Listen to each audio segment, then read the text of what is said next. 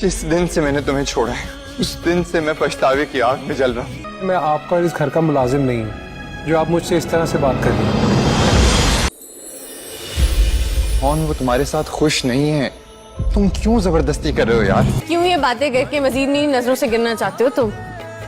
मेरी मोहब्बत को मेरी नदामत बना दिया तुमने। दिल लगी। क्या मसला है तुम्हारी अम्मी का? वलीमा क्यों नहीं कैंसिल करने दे रही?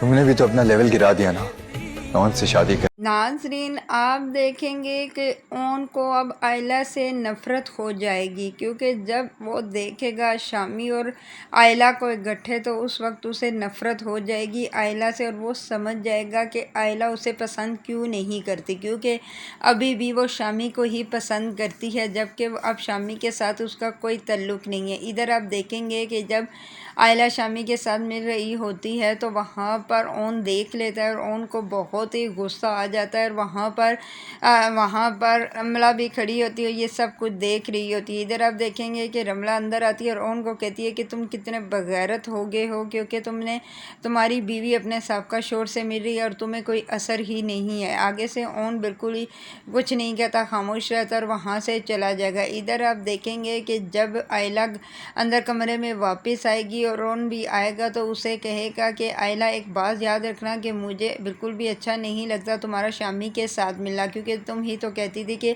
शामी ने तुम्हारे साथ क्या किया। इस पर आगे से आयला कहती है, क्या तुम्हें मुझ पर एतबार नहीं है? वो कहता है कि एतबार की बात नहीं है, बस मैं तुम्हें कह रहा हूँ कि आज के बाद तुम शामी से नहीं मिलोगे। इधर आप देखेंगे कि वो आगे से गुस्सा कर जाती है, जिसकी वजह से उन बोल पड़ता है कि कोई मैं तुम्हारा और तुम्हारे घर वालों का नौकर नहीं हूँ कि तुम मुझे से ऐसी बातें कर रही हो, जो मैं कह रहा हूँ वो करो। ये कह कर वो वहाँ से चला जाएगा। दूसरी तरफ आप ये भी देखेंगे कि रमला जाएगी शामी के पास और शामी को कहेगी कि मुझे लगता है कि अभी भी तुमसे ही आयला मोहब्बत करती है, क्योंकि ताकि वो अभी तक उसने ओन को बिल्कुल भी पसंद नहीं किया और ना ही अपने दिल में जगह दी। इस पर आगे से शामी कहता है, कैसी बातें कर रही हो, तुम्हें ये बातें ज़ेब नहीं देती। इस पर वो कहती है कि मैं सच कह रही हूँ, मैंने ख़ुद उससे बात की थी तो उसने मुझे बताया था। इस पर आप देखेंगे कि शामी भी सोचना शुरू कर देता है और वो कहता है कि वाकई मुझसे गलती हो गई कि मैंने आयला को तलाक दे दी। वो आयला को कहेगा कि आयला, मुझसे बहुत बड़ी गलती होगी तुम्हें तलाक दे के, क्योंकि मैं पछतावे की आग में जल रहा हूँ, मुझे ऐसा नहीं करना चाहिए था। इस पर वो कहती है